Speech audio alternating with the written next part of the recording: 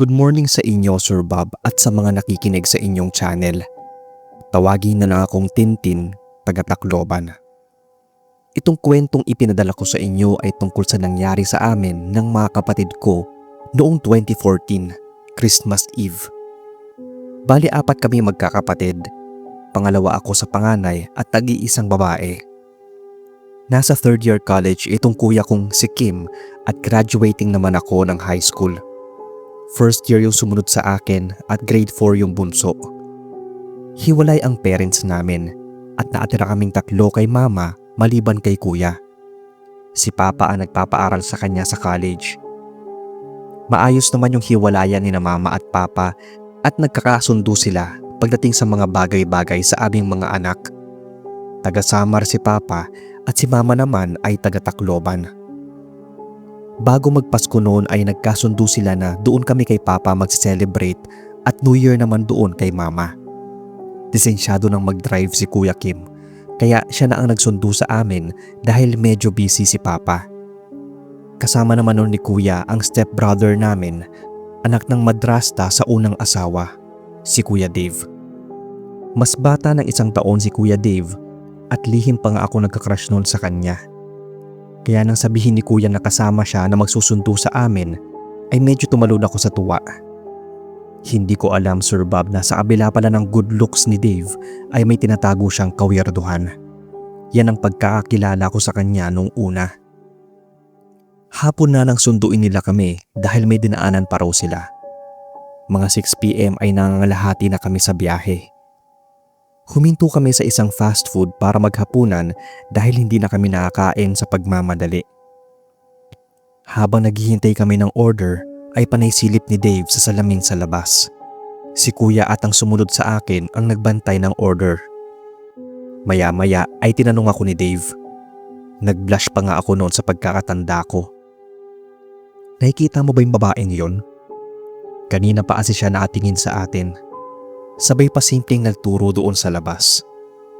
Sinundan ko ng tingin yung tinuro niya at sa totoo lang ay wala akong nakitang babae doon na naatingin sa amin. Pinilit pa nga niya ako noon na andoon daw sa labas. Muli niyang tinuturo-turo pero wala talaga akong nakita. Nakripihan na ako sa kanya kaya biglang nawala yung kilig ko. Nagkibid balikat lang siya at hindi na ako kinausap. Dumating na yung order namin at kanya-kanya na kaming kain. Nang pabiyahe na kami ay si Dave na ang nagmaneho. Medyo nakaramdam na raw kasi ng antok si kuya pagkatapos kumain. Naka-headset ako. Panilaro naman yung 2 kong kapatid sa likod. Patingin-tingin si Dave sa may salamin. Katabi niya si kuya at nasa likuran nila ako. Land Rover yung dala nilang sasakyan. Sa tuwing nagtatama ang tingin namin sa salamin ay nangingiti siya. Biglang iwas naman ako ng tingin.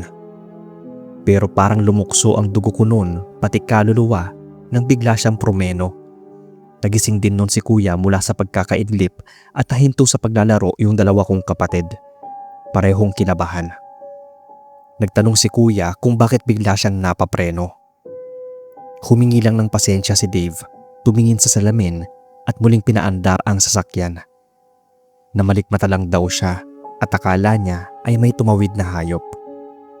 Pero hindi na siya mapakalinon. Sinabi ni kuya na ubinlip na muna siya at siya na ang magdadrive. Huminto saglit ang sasakyan at nagpalit sila ng pwesto. Napansin ko noon na umiwas na ng tingin si Dave sa salamin. Nang nasa Katbalogan na kami ay huminto muna si kuya para magbanyo. Sumunod yung 2 kong kapatid at nahuli ng baba si Dave. Parang ayaw pa niyang bumaba ng sasakyan noon pero parang may nakita siya at dali-daling bumaba. Naiwan ako sa loob ng kotse. Maya-maya, Sir Bob, ay parang may narinig akong nagsalita. Bali nakasarado lahat ng bintana kaya imposibleng marinig ko ang boses sa labas ng sasakyan. At saka napagtanto ko na nakasalampak yung headset ko pero nakapos yung pinakikinggan ko kasi kinausap ako ni kuya bago sila bumaba. Hindi ko pa muling ino-on yun. Dinig na dinig ko talaga yung kakaibang boses. Yung parabang may bumulong lang sa tenga ko. Napatingin pa ako sa paligid kung posible bang doon nang gagaling yung narinig ko. Pero walang ibang tao doon. Imposible ring makasama ko yun dahil malinaw na boses ng isang babae ang narinig ko. Nakita ko pa si Dave na nagmamadaling bumalik ng sasakyan. Pagbukas niya ng pinto ay agad siyang napalingon sa likod na bahagi. Nagpalinga-linga siya, sabay na pailing. Tinanong ko siya kung anong nangyayari sa kanya. Pabalik niya akong tinanong kung umupo ba ako doon sa likurang upuan. Umiling ako. Napatikhim siya at diretsong naupo. Gusto ko pa sanang tanungin siya kaso ay dumating na sina kuya. Napansin ko kasi noon na parang may gusto talaga siyang sabihin pero nagdadalawang isip. Gusto ko rin ikwento sa kanya yung narinig kong boses pero dumating na nga sina kuya at tiyak pagtatawanan nila ako. Malapit na kaming dumating nun. Isang bayan na lang. Nang masiraan kami ng sasakyan. Agad lumabas sina kuya at Dave. Habang inaayos nila yung sasakyan, ay panay sulyap ni Dave sa loob. Nagtatama minsan ang tingin namin at nakakaramdam ako ng kilig. Pero yung nakita ko sa kanya, hindi katulad ng sa akin, kundi parang takot. Mabilis siyang binuksan ang sasakyan at pinalabas muna kami. Ang weird talaga niya noong mga oras na yon, pero sumunod na lang kami. Nang maayos ang sasakyan, ay mabilis na kaming nagsakayan. Umambo na rin kasi. Pero si Dave parang nag-aatubili pang sumakay.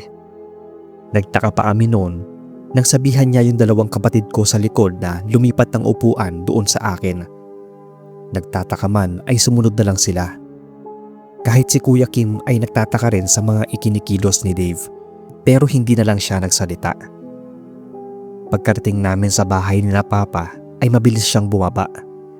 Tuloy-tuloy siyang pumasok sa bahay at sa kwarto niya. Lumabas lang siya noon nang mag-aalas 11 na.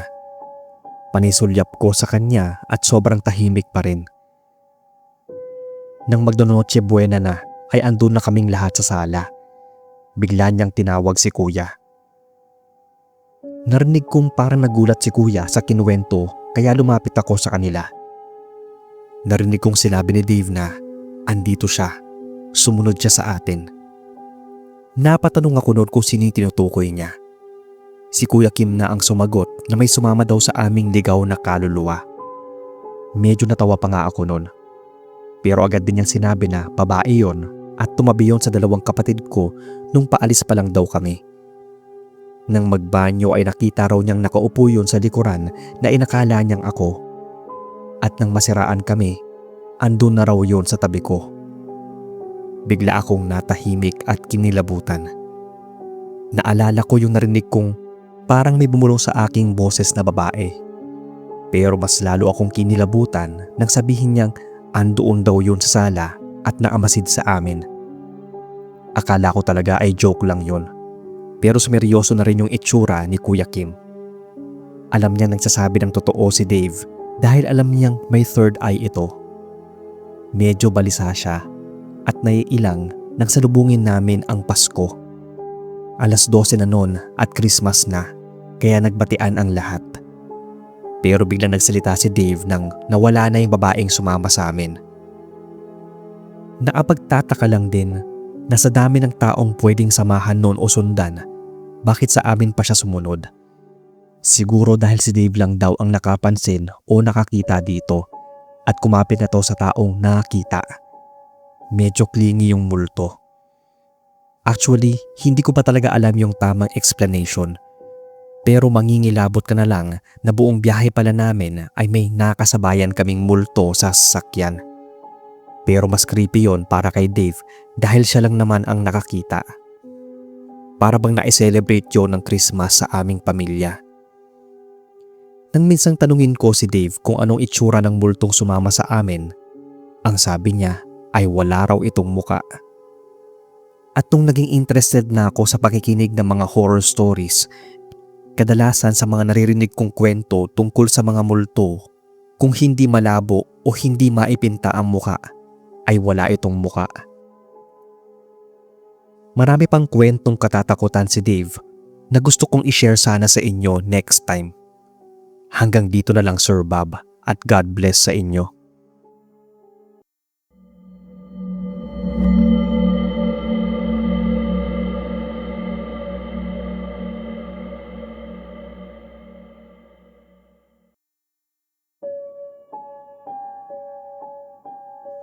Hi po sa inyo sir at sa lahat ng mga listeners. Bata pa lang ako ay marami na akong naririnig ng mga pamahiin o kasabihan, lalo na pagpapalapit na ang mahal na araw. Yung bawal mag-ingay, bawal gumala sa araw ng Biyernes, at higit sa lahat, bawal kumain ng karne. Pero lahat yata yan ay nalabag na naming mga kaibigan ko nang pinasya naming maligo sa isang tagong talon o hidden falls dito sa amin sa Lanao del Norte. Tawagin niya na lang akong Aliyah, 27 years old. Itong kwentong kababalaghan ko ay hinding-hindi ko makakalimutan. Nangyari ito 10 years ago na. Bale, karamihan ay may cellphone na may camera na, kaya marami kaming pictures at video ng lugar na pinuntahan namin. 6 kami nagpunta noon sa Hidden Falls. Sakay lang kami ng tricycle na hiniram ng isang barkada ko sa tiyuhin niya. Habang yung ibang kabataan noon ay nasa simbahan o kaya nasa bahay lang, kami ay nasa galaan at nagtatampisaw sa malamig na tubig. Maingay at nagkakasiyahan kami habang kumakain ng pinag-ambangan naming karne ng baboy. Inihaw namin yon, ginawang ulam at pulutan. May dala rin kaming mga beer in can. Habang umiinom ay naliligo. Parang masayang bakasyon lang. Magdidilim na nang makauwi kami. Andun na nga si nanay at mga kapatid ko. Hindi na ako nakapaghapunan dahil medyo nahihilo pa at nananakit ang buong katawan. Nagising ako ng madaling araw nun. Uhaw na uhaw at nananakit pa rin ang mga kasukasuan dahil sa kakalangoy. Pero hindi lang yun yung naramdaman ko.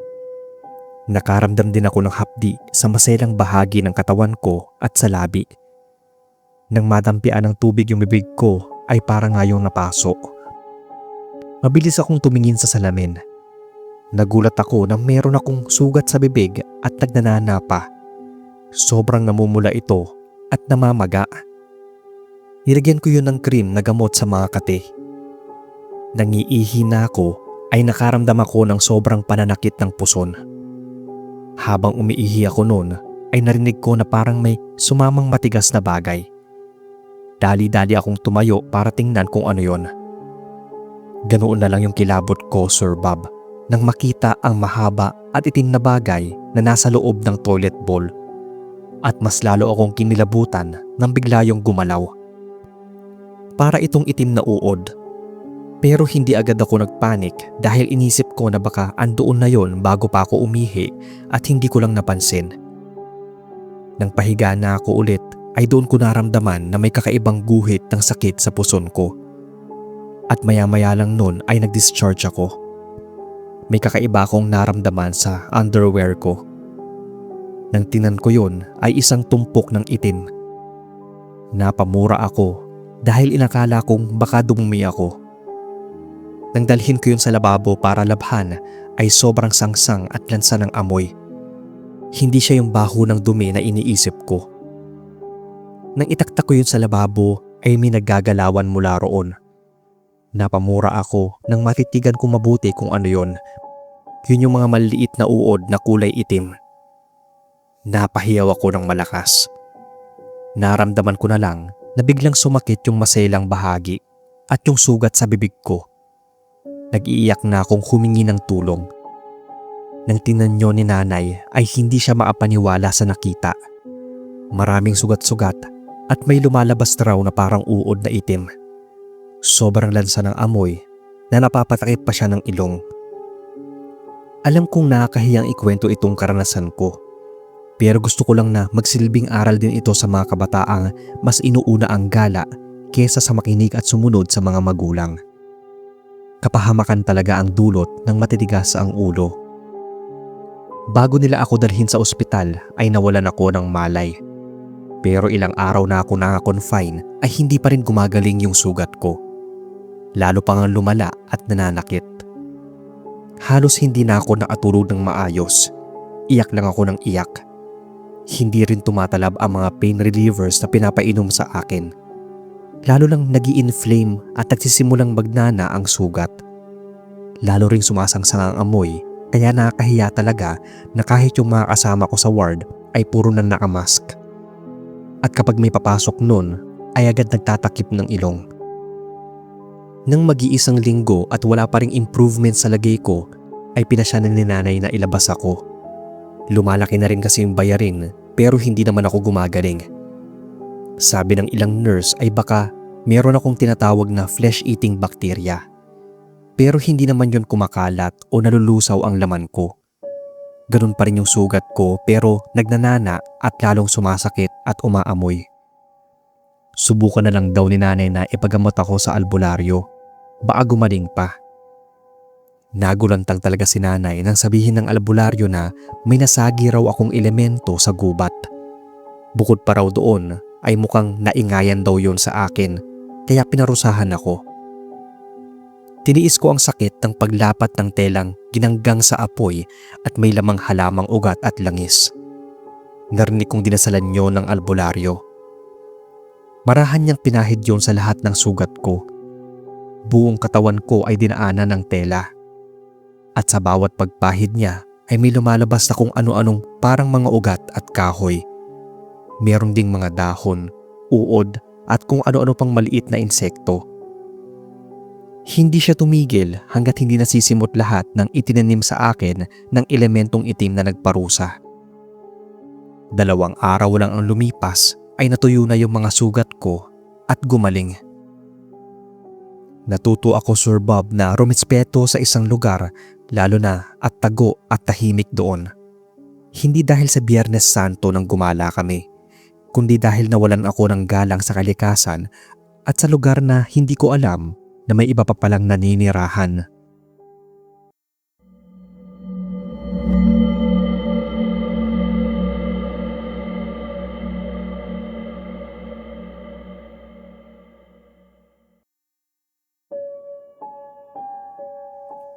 Hello sa lahat, lalo na sa iyo, Sir Bob. Bago ang lahat ay gusto ko lang pong i-shoutout ang mga Rosales family sa Bicol. Tawagin na lang po akong Rosie, taga Ilocos Sur. Itong kwento ay tungkol sa karanasan namin ng pinsan ko nang minsang umuwi kami ng Bicol Province para bumisita sa libingan ni Lola. Araw yon ng mga patay at wala na kaming pasok. October 31 yon nang bumiyahe kami. Kasama ko nun si Mama at yung kapatid kong lalaki na bunso. Hindi nakasama si Papa dahil may pasok siya sa trabaho niya bilang security guard. Yung ate ko namang nasa kolehiyo ay nagpaiwan din dahil maraming gawain sa school nila. First year high school pa lang ako noon at 5 years old yung bunso namin. Medyo malaki ang pagitan ng mga edad namin dahil nakunan si Mama sa pagitan namin ni ate. Ganon din naman si bunso. Parang sinuwerte talaga na nakasingit ako.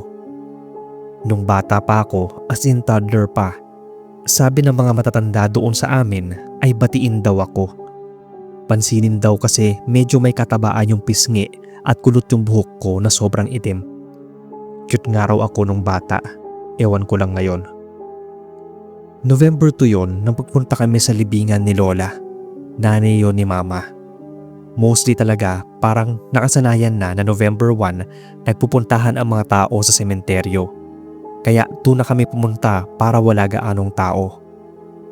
Naiwan si Bunso dahil tulog siya nang paalis kami. Sila ng bunsong kapatid ni Mama na tita namin ang naiwan sa bahay.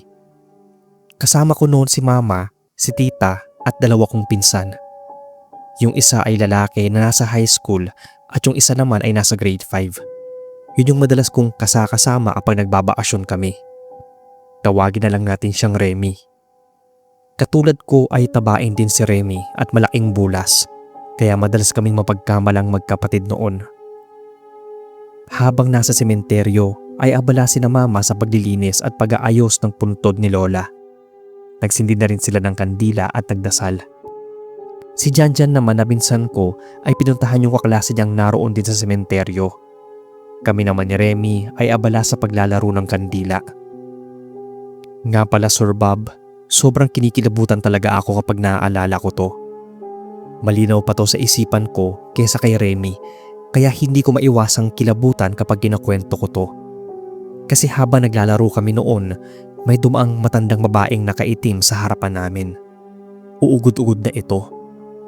Huminto siya at humarap sa amin, kaya napatingala ako samantalang patuloy pa rin sa paglalaro si Remy. Natigilan ako nang pagkakita ko sa itsura niya. Hindi ko maipaliwanag yung nararamdaman ko. Hindi ko ma-describe yung nakita ko sa itsura niya. Basta ang tanda ko ay bigla na lang akong napatawag noon ng mama. Paglingon ko ay nawala na yung matanda. Yung tanging naaalala ko ay tinawag niya kami ni Remy at may pinakita yon sa kamay niya na ikinatakot ko. Tapos ngumisi na yon at bigla na lang nawala nang malingat ako. Iyak nga ako ng iyak noon dahil sa takot at nagtatakbo papunta sa kanila. Naiwan ko si Remy. Nang puntahan namin siya ay naabutan naming namimilipit siya sa sakit ng tiyan at nagsusuka. Kaya nataranta si mama at panitanong kung anong nangyari kay Remy. Akala pa nga nila noon ay yun ang itinawag ko sa kanila. Mabilis na binuhat ni tita si Remy at tinawag si Janjan para tumawag ng masasakyang tricycle. Diniretso namin si Remy sa ospital. Pero pagdating doon, nakaramdam na lang ako ng paghihilab ng tiyan at maya-maya nga ay sumuka na rin ako ng malapot na tubig. Walang laman yung suka namin pareho ni Remy. Tubig lang yun na malapot. Pareho kaming na-confine ng ilang oras dahil sa pananakit ng tiyan. Hindi raw kami natunawan ng kinain. Pinaubos na lang noon yung isang IV fluid at may pinainom sa aming gamot saka dinischarge. Pagdating sa bahay ay medyo umayos-ayos na ang pakiramdam namin. Pareho din kaming nakatulog. Hindi na kami nakapaghapunan. Mag-aalas 8 na noon at patulog na rin sina mama nang bigla akong nagising. Sobrang sakit na naman ang tiyan ko. At habang natataranta siyang kumuha ng gamot na nireseta ng doktor ay may nakikita pa akong tao sa loob ng silid maliban sa kanya. Nangangatal at kinakabahang tinatawag ko na siya. Agad naman niya akong pinainom ng gamot. Maya-maya noon Sir Bob ay natataranta ding pumasok ng silid namin si tita. Panay suka raw ni Remy. Nagulat din daw si tita, sabi ni mama, nang makita ako. Kaya mabilis siyang lumabas ng silid at humingi na raw ng tulong sa labas. Nagiinuman sina tito, asawa niya at ilang kapitbahay.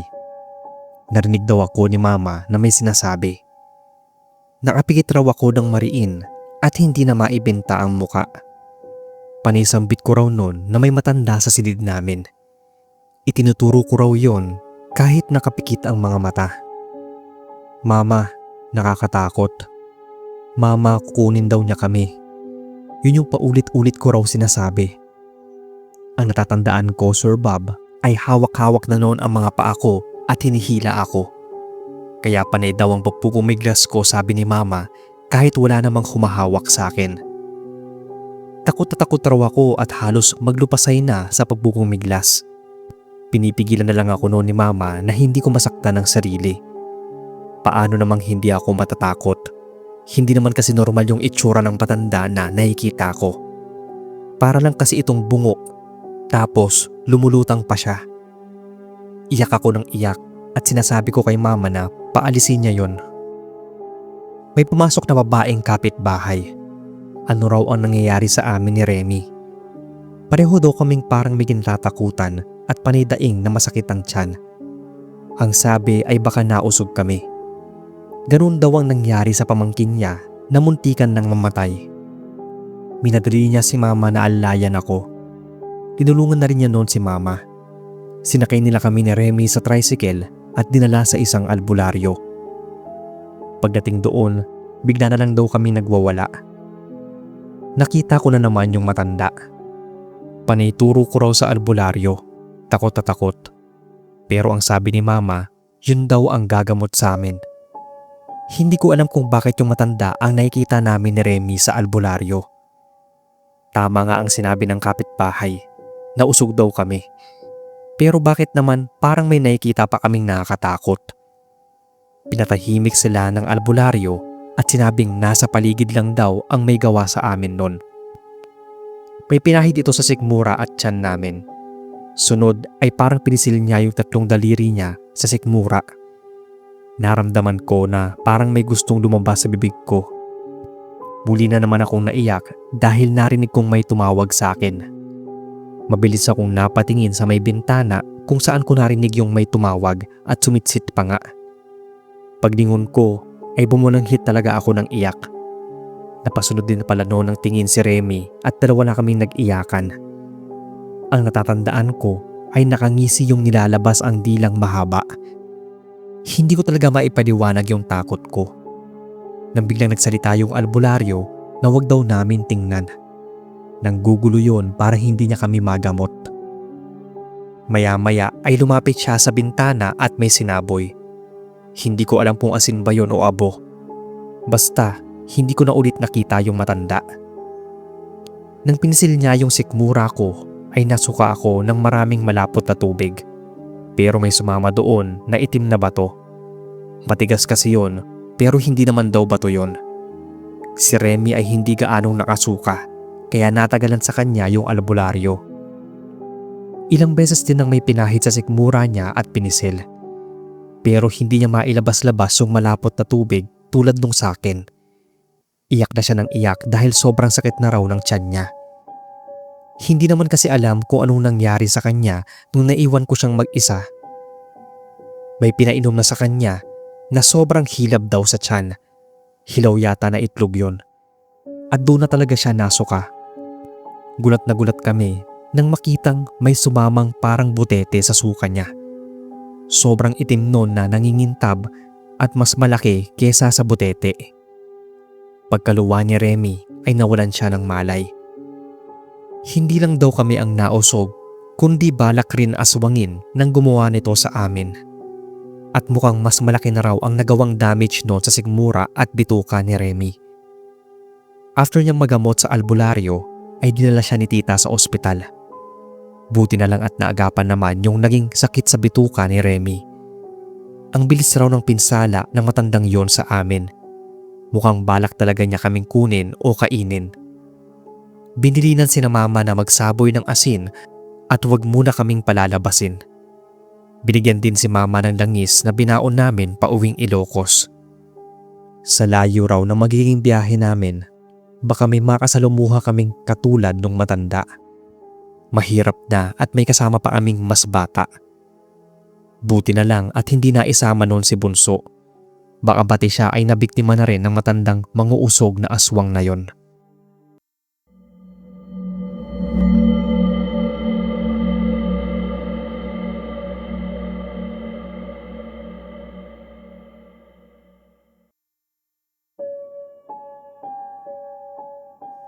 Magandang gabi sa inyo, sir.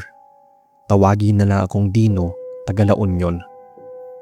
Naging sakristan ako nung high school at doon nangyari itong karanasan ko. Maaga ako nagising nung linggo na yon dahil araw ito ng pagkabuhay. Kinilangan kong pumunta sa simbahan bago ang misa. Hinatid naman ako ng tatay ko. Sobrang aga pa kaya tumambay muna ako sa labas ng kumbento. Naapatay pa yung mga ilaw sa simbahan. Naghahanda pa lang noon ang paring nagmimisa at ako pa lang yung sakristan na nauna. Malayo kasi ang bahay namin kaya sinadya ko talaga na maagang dumating. Habang nagkakape sa may veranda ng kumbento, naarinig ako ng tawa ng isang bata. Ilang beses kong narinig yon at inakala kong nasa isang bahay lang na malapit sa simbahan. Pero nang marinig ko na doon mismo nanggagaling sa loob ng simbahan yon, medyo kinabahan na ako. Dahil sa kuryosidad ay nakuha ko pang silipin kahit na kinakabahan at naduduwag. Nagdala ako ng flashlight na hiniram ko doon sa katiwala ng simbahan. Pinailawan ko yung loob ng simbahan kung saan narinig ko yung boses ng batang tumatawa. Muli ko narinig yon mula doon sa rebulto ni Jesus na nakahiga. Parang paikot-ikot yun doon. Sa isip ko ay papaanong magkakaroon ng bata, gayong sobrang aga pa at ang dilim sa loob. Kaya napaatras ako at agad nilukob ng takot. Lalo na nang mailawan ko doon ay wala akong nakitang bata. Palayo na ako nang muli kong narinig yung tawang yon. Mas malapit at parang andoon na lang sa harapan ko. Pero wala namang ibang tao. Muli akong lumipat sa may grills sa pinto at inilawan yung rebultong nakahiga. Doon ko nakita ang isang nilalang na nagpapatayo pa rin ng mga balahibo ko hanggang ngayon. Akala ko nung una ay normal na bata lang. Pero nang makita kong mabuti na wala yung suot na kung ano at merong parang maliit na sungay at buntot, ay nanigas ako sa kinatatayuan. Lalo na at biglang lumingon ito sa akin nang mailawan ko. Grabe yung takot ko noon at muntika na talaga akong madapa sa pagtakbo pabalik ng kumbento. Halos hindi ako maapagsalita ng maayos nang sabihin ko yun sa katiwala. Maniniwala daw siya kung multo lang yung nakita ko. Pero yung ganong nilalang, hindi yun totoo. Hindi daw yun basta multo kundi demonyo ang nakita ko kung totoo nga meron. Kinalma ko yung sarili ko nang nagdatingan na yung mga kasamahan kong sakristan. Hindi ako gaanong kumikibo. Habang nagbimisa ay balisa ako sa kinauupuan. Inilabas ko na ang rebulto para isalubong sa isang rebulto sa resurreksyon. Hindi mawala yung tingin ko doon. Bago mag 6 AM ng umaga yon, pero medyo madilim pa, habang tinutulak namin palabas ng simbahan. Nagulat talaga ako at napabitaw nang parang may sumingit na maliit na tao at gumapang yung diretso sa ilalim ng karo ng rebulto. Nagtaka sila kung napapaano ako. Sinabi ko na lang na namanhid yung kamay ko, pero sobra ang kaba ko nun. Agad na ako bumitaw nang maipwesto yun sa lalagyanan. Nang nagpatuloy na nagmisa si Father, ay panay na rin ang dasal ko na huwag ko nang muling makita ang kung anumang nilalang yon. Bigla talaga akong nanamlay at nawala ng gana. Nilagnat din ako kinagabihan. Naikwento siguro noon ng katiwala kay Father yung sinabi kong nakita ko, kaya binisita ako ni Father. Pinag-pray over niya ako at cleansing. Pinagpaligo niya ako ng tubig na may asin at patak ng holy water. Gumaan-gaan yung pakiramdam ko noon. Dinadalasan ko na rin yung pagdarasal. Aaminin ko na napilitan lang akong magsakristan dahil kagustuhan ng mga magulang ko. Kaya hindi ko gaano sineseryoso ang mga gawain namin sa simbahan. Madalas akong mapagalitan dahil kinukulit ko yung mga kasamahan ko at minsan kahit nagmimisa si Father ay kinakausap ko sila. Pagkatapos ng nangyari sa akin at sa mga nakita ko nakakatakot ay nagbago na yung asal at paniniwala ko. Totoong may Diyos kung mahigpit ang paniniwala mo sa Kanya. At totoo rin ang demonyo na siyang nanunukso sa iyo para maligaw ka ng landas. Parang araw ng pagkabuhay noon ay bagong buhay din sa akin. Mas lalo akong naging malapit sa simbahan. At yung rebulto kung saan may nakita ako, palagi kong dinadasalan yon. Muli din yung sinabuyan ng holy water ni Father at tinasalan ng pangtaboy sa masasamang elemento o nilalang. Sana sir ay mabasa ninyo itong kwento ko. Palagi akong nag-aabang ng mga ina-upload nyo sa channel.